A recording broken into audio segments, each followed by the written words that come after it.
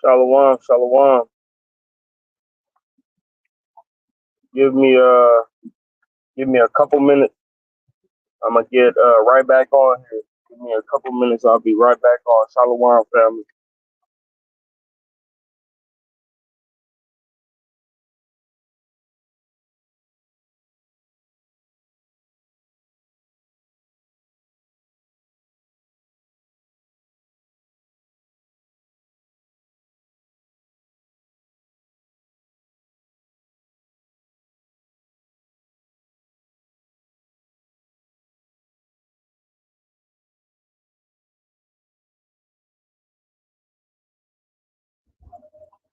Shalom, shalom. Give me a couple seconds. I'll be right back on here. I gotta go get my notes. Shalom.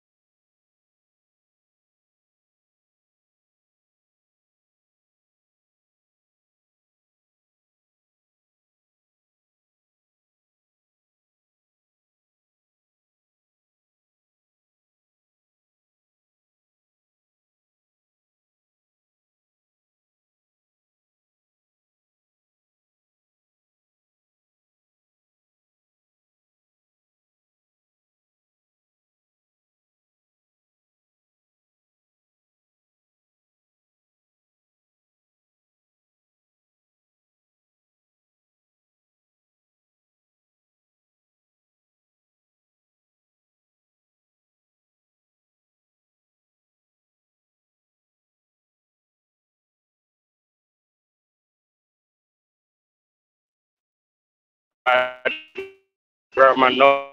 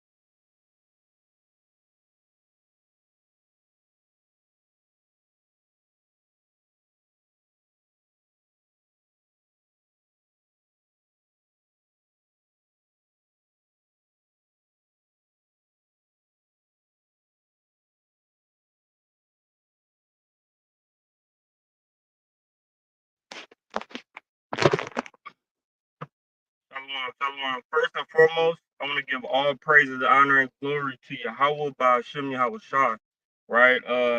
Call Allah Abanau Yahweh by Shem Yahweh Shah, right? All right, so it's time to get into this thing, man. I kept the people waiting long enough, right? Dealing with all these woes and these problems of the world, having to get out of the crib, just to teach the word, having a thing, forgetting things, right? Satan, right? Making a brother forget things and stuff like that, right? But nevertheless, right, let's get into it. So what's going on here is that Christ, he told us, right, and he prophesied to us that there's no way out of it that we absolutely have to get persecuted. And to the one viewer that's in the chat, let me know if you can hear me good and if this video is actually going, right? Because I just did a video and for some reason it didn't air right, right? So let me know, if you can hear me good and if the video is actually operating. I would really appreciate that. All right, so the reason why I wanted to come with this, right, is because Yahweh Shai told us that it was absolutely no other way for us to, right, get into the kingdom or be able to serve him but by being persecuted, right? And we see this in the book of Matthew, chapter 5, and verse number 11. And Salaki, I'm not going to be able to pull it up on the screen. That's usually why I have Captain Khalil with me, right? Not going to be able to put it up on the screen. Excuse me for that. But I will get the scriptures nonetheless, right? Matthew 5 and 11. Blessed are ye when men shall revile you and persecute you. Salaki, I'm going to start at 10. Blessed are they that are persecuted for righteousness' sake, for theirs is the kingdom of heaven.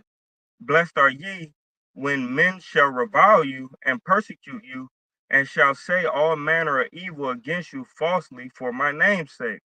Right? And this is what we have to go through. There's no way around it. We have to go through the persecution. We have to go through brothers and sisters that's of the world and in the world, right? Ridiculing us and talking mess about us, right? We got to go through these things to be able to get to the kingdom, man. Right. So the next verse, we're gonna read the next verse on this, right? Which is Matthew 5 and verse number 13. And this is what you get for all that, right? Rejoice and be exceedingly glad, for great is your reward in heaven, for for Salakia. For they so persecuted Salakia. For so they persecuted the prophets which were before you. Right? So if you're being persecuted, you ain't no different, right, than the prophets, man, who were profitable unto the most high God. Right? So we need to take the time to enjoy, right, the persecution that comes from the Father. Right? Because it's always a better thing that he got for us, man. Right? It's not like he persecuting us for absolutely nothing and putting us through things for absolutely nothing. He got a better sight, a better vision and sight than we do, right? The Lord knows what he doing, right? We trying to figure it out day by day and trying not to repeat the past, right? But the Lord know exactly what he doing, right?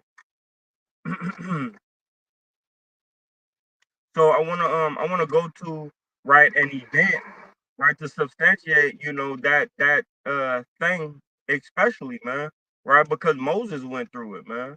Right. At first, right, Moses was going through it. But at the end, we see something else being said about Moses, right? So this is the book of Exodus, right? Let's get right into it. This is the book of Exodus, chapter 2, and we're gonna start at verse number 1. And there went a man of the house of Levi and took a wife, Salakia, and took to wife a daughter of Levi. And the woman conceived and bare a son. And when she saw him, that he was a goodly child, she hid him 3 months. And when she could not longer hide him, she took she took for him an ark of bulrush and dabbed it with slime and with pitch, and put the child therein, and she laid it by the flags by the river's brinks. And his sister stood afar off to wit what would be done unto him. Right. So we see that Moses, right, his dad and his mother, right, was a Levite, right? Both of them was Levites. They had a baby. She had the baby, Moses, right, for 3 months. Right. But at 3 months, your baby started to get more noisier, more cry more, stay up longer, right? So she had to do something about it, right? And I pray, man, I pray that this video, man, is actually recording. Give me a second. Give me a second. Let me see if this video actually doing what it's supposed to do.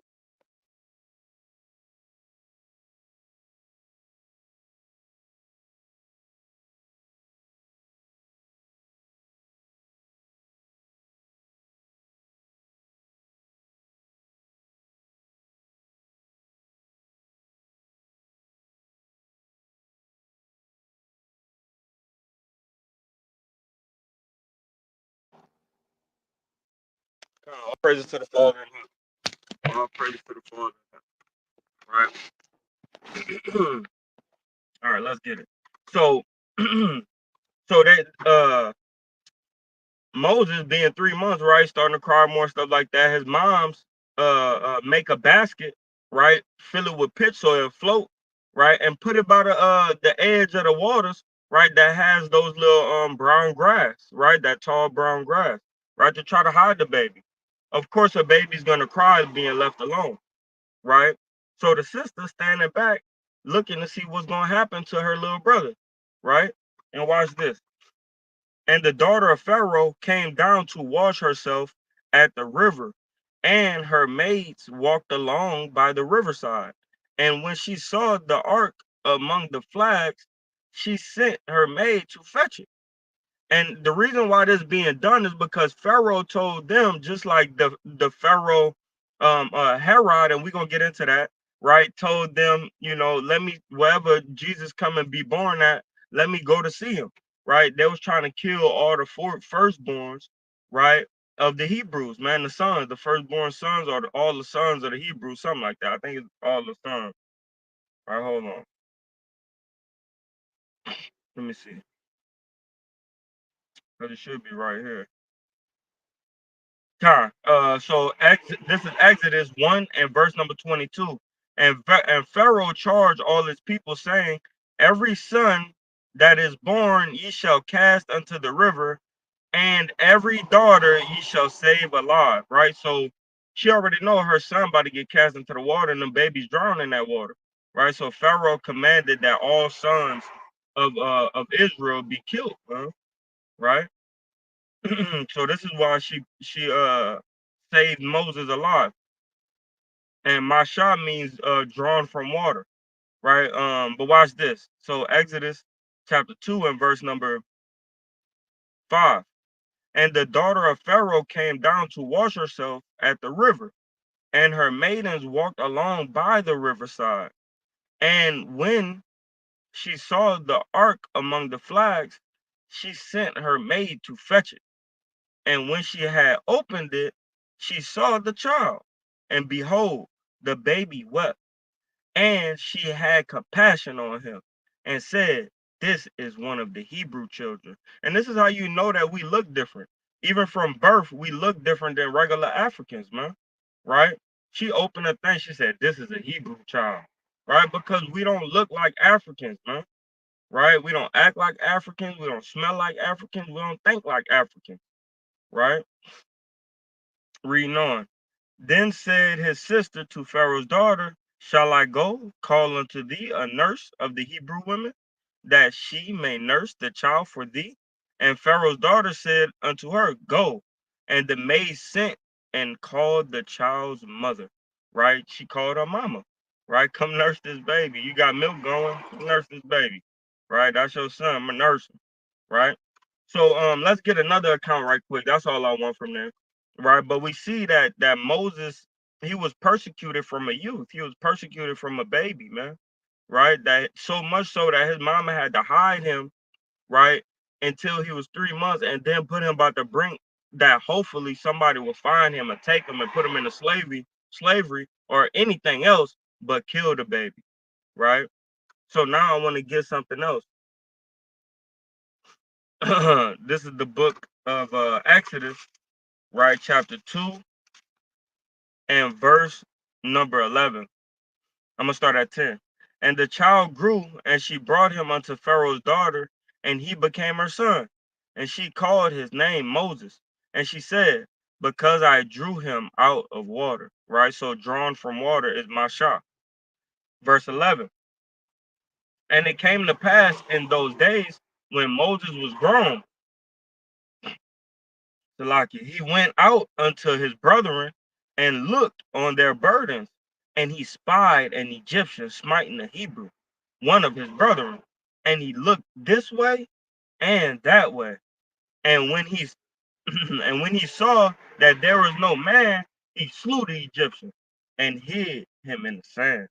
Right? So we see, that Moses he took it upon himself to smoke, right, one of these Egyptians, man, right, that hurt his brother, man. right? And he know that that was going to get him persecuted. He know that that could possibly get him killed, right? And then watch what it say after that. And when he went out the second day, behold, two men of the Hebrews strove together. And he said unto them that did the wrong, wherefore smitest thou thy fellow? And he said, who made thee a prince and a judge over us? Intendest thou to kill me as thou killedst the Egyptian? And Moses feared and said, surely this thing is known. Right? So we see that Moses, not only was he persecuted, but he also is a peacemaker. Right? So we see that even his fellows, right, the Hebrews persecuted him. Are you gonna kill me like you did the Egyptians? Right? That's persecution, man. That hurts. Right? I come out here to stop y'all and show y'all that I love y'all, right? And you guys are talking to me, right? Like I'm not one of you. Like I don't love you. Right? So that's persecution too, man. Showing that you love somebody, right? And then at the end of the day, they don't show that they love you back, right? But watch how it ended for Moses, right? And this is how it's going to end for a lot of us, right? That remnant that shall be saved, right? Um, this is the book of Exodus, chapter 30 and verse number 11, and it reads, "And the Lord spake to Moses face to face, as a man speaketh unto his friend. And he turned again unto the camp. But his servant Joshua, the son of Nun, a young man, departed not out of the tabernacle." Right? So we see that at the end of the day, though Moses went through everything he went through throughout trying to bring us to the promised land, correct them brothers, right? Brothers checking him, who you think you is, right? Moses, telling us this and telling us that. Ain't I a Levite? Right? I could do the same thing you do, right? The sons of Kohath, right? And what happened? They got killed, and Moses stayed alive, right? So we see that Moses' whole walk, he was being persecuted, right? It wasn't all fine and dandy during Moses' walk, right? So let's get another account, right, about Joseph, right? Let's get the other account of Joseph,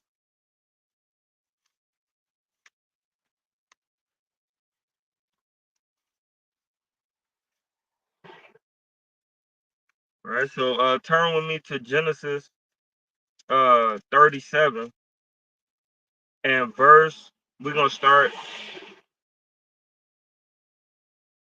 We're gonna start at what I want. Salakia. We're gonna start at verse number 9. Yeah, verse number 9. All right. And he, so I'm gonna start at 5. And Joseph dreamed a dream, right? Matter of fact, I'm gonna just start at 3. Now Israel loved Joseph more than all his children, because he was the son of his old age, and he made him a coat of many colors. And when his brethren saw that their father loved him more than all his brethren, they hated him, right? Meaning they despised him, right? And could not speak peaceably unto him. And Joseph dreamed a dream, and he told it his brothers, and they hated him yet the more. And he said unto them, Hear, I pray you, this dream which I have dreamed. And you know one thing about Joseph, he don't know that they hate him. He don't know that they really despise him and don't like him. He loved his brothers, right? He didn't care about if how they made him feel sometimes, or how they looked at him sometimes. He loved his brothers, so he wanted to tell them the dream anyway, even though they had hatred in his heart. He not focusing on the hatred they had for him. He loving his brothers and telling them the dream. Like, look, I just had a dream, bro. Check this out, right? He being friendly to his brothers, right? And he says, what?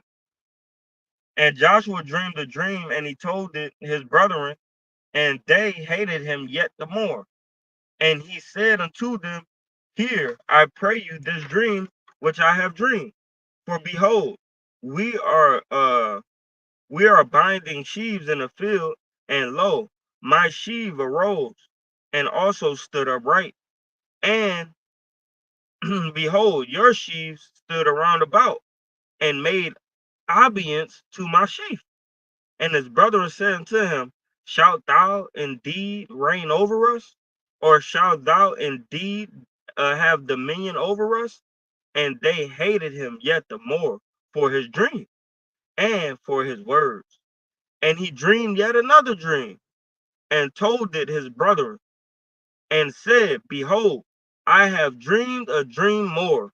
And behold, the sun and the moon and the 11 stars made obedience to me. Right. So he's saying his father, his mother, right, and the children, right, made obedience to him. Right. So he letting them know, man, what the dealio, right? He's letting his brothers know what the dealio is. Right. And verse 10, right?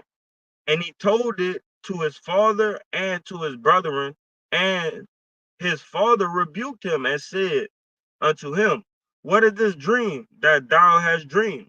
Shall I and thy mother and thy brethren indeed come to bow down ourselves to thee, to the earth? And Joseph's like, I don't know, nigga. I'm just telling you what the dream was, right? The Lord gave me the dream, and I'm telling y'all what the Lord telling me. I don't know what you want, what else you want from me, right? You gotta like put yourself there too when you read these words. Like this is a living book, right? And this is black people. You feel what I'm saying? So-called black people, Hispanic and Native American Indian. So we gotta understand that they operate and they think just like us, right? So then so then verse 11, and his brethren envied him, but his father observed the same, right? So the father asked the question, should me and your mama and your brother bow down to you? The brothers hated him. They came with a different type of spirit. But Jacob, being that he loved Joseph, right? He thought on it like, nah, he can't be, he's not being disrespectful when he tell us the dream. And then I love my son, and I know he respect me, so he'll never like make me to bow down before him. So let me think about what actually going on with this dream, right? And all praises to the Father that we had a forefather that humble to do something like that, right? Let me sit back and think on what my son is telling me, right? That me and his mother gonna show reverence or obedience to him, meaning bow down, right? So I wanna show you something. So we're gonna go to the next point I had on this. Oh, so, yeah. So we're gonna go to the next point I had on this. Dathan conspired against him. All right, so we're gonna drop down a little bit, right?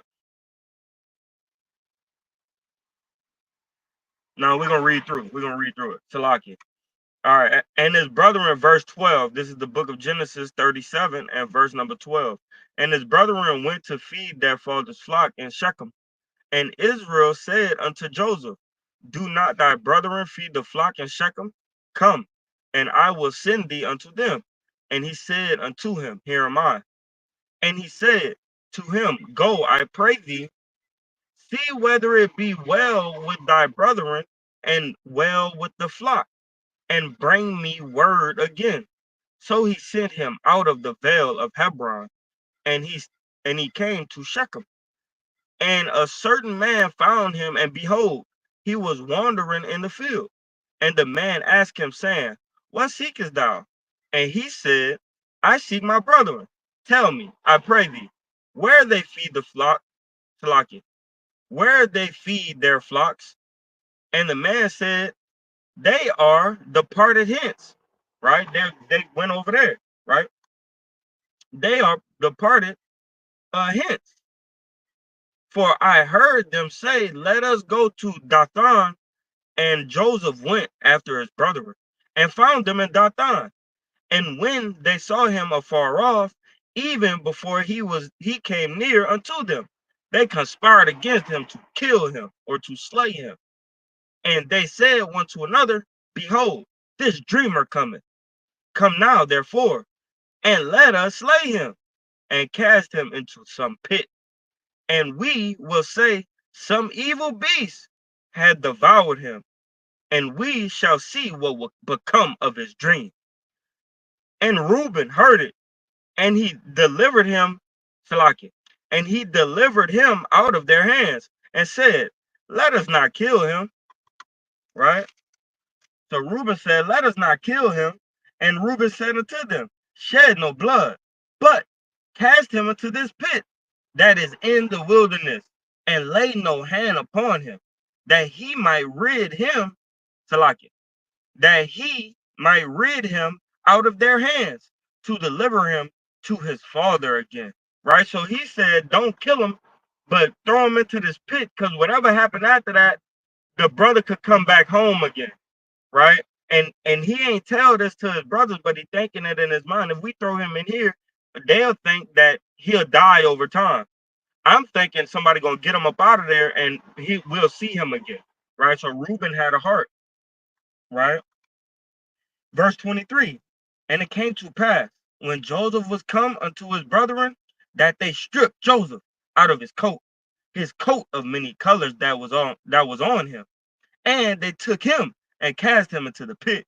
And the pit was empty, there was no water in it. So it wasn't only a pit, it was a well, right? And a well is like 30, 30, 40 feet deep, right? So it was a well. And they sat down to eat bread, and they lifted up their eyes and looked, and behold, a company of Ishmaelites came from Gilead, right? Another one of Israelite cities, right? Came from Gilead with their camels, bearing spicery and balm and myrrh, going to carry it down to Egypt. And Judah said unto his brethren, what profit is it if we slay our brother and conceal his blood? Come and let us sell him to the Ishmaelites, and let us, Salakia, and let not our hand be upon him, for he is our brother and our flesh. And his brethren were content. Then there passed the Midianites, merchantmen, and they drew and lift up Joseph out of the pit, and sold Joseph to the Ishmaelites for 20 pence of silver. And they brought Joseph into Egypt. Right? So his brothers couldn't even get to him first, right? The Midianites got to Joseph, right, and sold Joseph unto the Ishmaelites. Right? All praises be to the Father that they didn't have to lay a hand again on their brethren, to sell him into slavery. Because what brother is that that's gonna sell you into slavery? That's not a good brother, right? So reading on. Come and let us, okay, Salakia. And they brought Joseph unto Egypt, verse 28. Verse 29. And Reuben returned unto the pit, and behold, Joseph was not in the pit, and he rent his clothes. Right? Like, damn, bro. Y'all done let him go. Right? He done got out of there. You know what I mean? Hold on one second. Getting kind of hot. All right, calm. And returned, and he rent his clothes, and returned unto his brethren, and said, the child is not, and I, whether shall I go? Right? Because Reuben is the oldest, and the father gonna always deal with the oldest over all the youngest, right? Like how you let something happen to my son, right? 31. And they took Joseph's coat and killed the kid of the goats, and dipped the coat in the blood, and they sent the coat of many colors, and they brought it to their fathers, and said, this have we found. Know now whether it be thy son's coat or no. And he knew it, right? So Jacob knew it, and said, it is my son's coat. An evil beast has devoured him. Joseph is without a doubt rent in pieces. And Jacob rent his clothes, and put on sackcloth, and put on sackcloth upon his loins, and mourned for his son many days. And all his sons and his daughters arose to comfort him, but he refused to be comforted. And he said, for I will go down to the grave unto my son, mourning. Thus his father wept for him. And the Midianites sold him unto Egypt, to Potiphar, an officer of Pharaoh's and a captain of the guard. Right. So the brother. So now we seeing that what happened to Joseph. Right. The brethren, right, jammed him up, and then before they could jam him up even more, right, another nation come and get him and sell him into slavery. Right. So now we see, man, Joseph is being what? He's being persecuted. He got persecuted by his brethren because he saw the greater picture. He saw the bigger picture. The Lord is showing me that y'all gonna show obedience unto me. I don't know why. I don't want y'all to show I'm not saying that I want y'all to show obedience unto me, right? But this is what the Lord is showing me, take it or leave it, right? And the brothers persecuted him, took off his coat. It wasn't nice, right? Took off his coat. Threw him in a pit, long drop down, boom, boom, right? And now he's in Egypt, right? Sold to the Egyptians. So we see the persecution of our brother, our beloved brother Joseph, right? But watch his latter end, and this is gonna happen for us. Yeah, though we be persecuted now with rent, bills, wives that don't listen, husbands that's out of order, children right out of order, not listening, right? Family members. Why you reading that there Bible? You don't eat these porks no more. You don't eat this these chitterlings no more. Grandmama, you been eating grandmama chitterlings for I don't know how long, man. You really gonna act like that? Right? You're telling your papa who a pastor, that he lying, right? And he been honoring the name of the Lord, right? And everybody persecuting you for the truth that you spitting, right? And for all the sacrifices that you're making, right? So it's gonna happen. We're persecuted now for the Lord's sake, right? Like I brought out in Matthew chapter 5, verse 10 to verse number 13. Now I want to show you the latter end of Joseph, though, right? Because he ended up being a blessing unto his family, right? And saving them from a famine. And to all y'all that's not really reading your Bible like that, man, I urge you, man, Bible Kusha, please get into your scriptures. Learn this book, man. Learn the history, right? And yeah, it takes work, it takes diligence, but it's worth it over time, man. And it'll show. It'll show over time how much is worth it. Right. So we're gonna turn to the book of Genesis, right, chapter 50, and we're gonna drop down to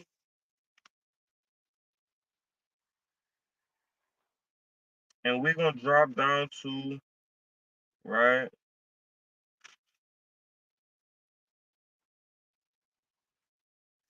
verse. I want to start at I want to start at 14. So I'm gonna lay out what happened, right? So Jacob heard that there was food or corn, right, maize up in Egypt, right? And Joseph is now running Egypt right under Pharaoh, right? So what happens is his brothers come to buy corn from him with their sacks and their money, and then Joseph put the money in back in their sack with the corn, and they bring the sacks back to their dad, right? And this is at this time is 10 brothers, right? Because Benjamin at home, right, and Joseph is dead supposedly to them, right? But Joseph is in slavery in Egypt, right? So now they come back to Jacob, and he like, what's up with this? Y'all got money in these sacks, right? Bring the money back, right? We're gonna keep the corn here, bring the money back, and bring double the money for some more corn, right? So the leader of Egypt don't have a bad taste in his mouth about us because we need him right now, right? So they do that, boom, right? And this time he said, hey, I'm not gonna let you what he did, he put the money back. No, he put a cup in one of their sacks and said, hey, look, cause now he brought back Benjamin, right? Put a cup in one of their sacks, boom, and told one of his officers, go follow them. One of them got the cup, bring him back, right? I don't think this is the time they got Benjamin yet, but I think he put it in Simeon bag, right? Now he got Simeon, right? He tell him, go back, bring back my brother, right? Bring back Benjamin, right? And so now here we with Benjamin, right? And all the brothers is together. All 12 of the brothers is together at this point right here through the finesse of Joseph, right? So now, it's exposed. It's about to get exposed that Joseph, right?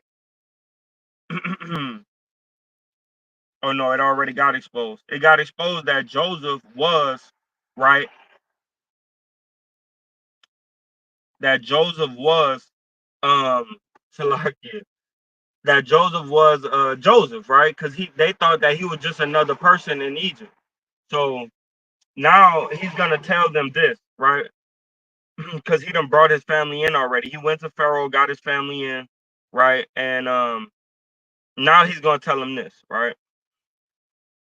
So we in the book of Genesis, chapter 50, and verse number 14. And Joseph returned unto Egypt, and he and his brethren, and all that went up with him to bury his father after he had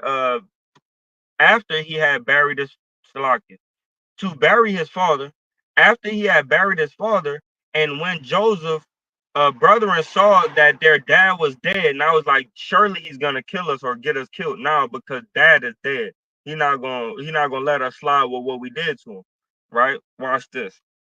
And and when Joseph's brethren had saw that their father died or was dead, they said, Joseph will peradventure hate us and will certainly requite us all the evil which we did unto him. And they sent a messenger unto Joseph, saying, thy father did command before he died, saying, so shall ye say unto Joseph, forgive, I pray thee now, the trespass of thy brethren and their sin, for they did unto thee evil, and now we pray thee forgive the trespass of the servants of God, Salaki, of the servants of the God of thy father. And Joseph wept when they spake unto him. And his brethren also went and fell down before his face. And they said, behold, we be thy servants. And Joseph said unto them, fear not, for I am in the place of God. Salaki, I read that wrong. And Joseph said unto them, fear not, for am I in the place of God? But as for you, ye thought evil against me, but God meant it unto good, to bring to pass as it is this day, to save much people of lives. Now therefore fear ye not, I will nourish you and your little ones. And he comforted them and spake kindly unto them. And Joseph dwelt in Egypt, he and his father's house. And Joseph lived 110 years. Right. So we see that Joseph said, look, man, you meant it for bad, but it helped me be able to save a multitude of people and my family. And I'm still gonna sit here and take care of y'all. Don't worry about it. What you meant for evil, God meant it for good. Right. And he blessed me through the persecution. Right. And even while I was being persecuted, he blessed me. You feel what I'm saying? So I'm not even tripping on that. And we got to think the same way. Yeah, we're persecuted now today. Yeah, we missing days of work, keeping the lunar moon Sabbath, right? Yeah, we missing these days of work. Yeah, money is funny. Yeah, I'm always falling short on rent. Can't do this, can't pay this, can't. Right? But at the end of the day, our reward is in heaven and is not, and the Lord is not slack, right, concerning his promise.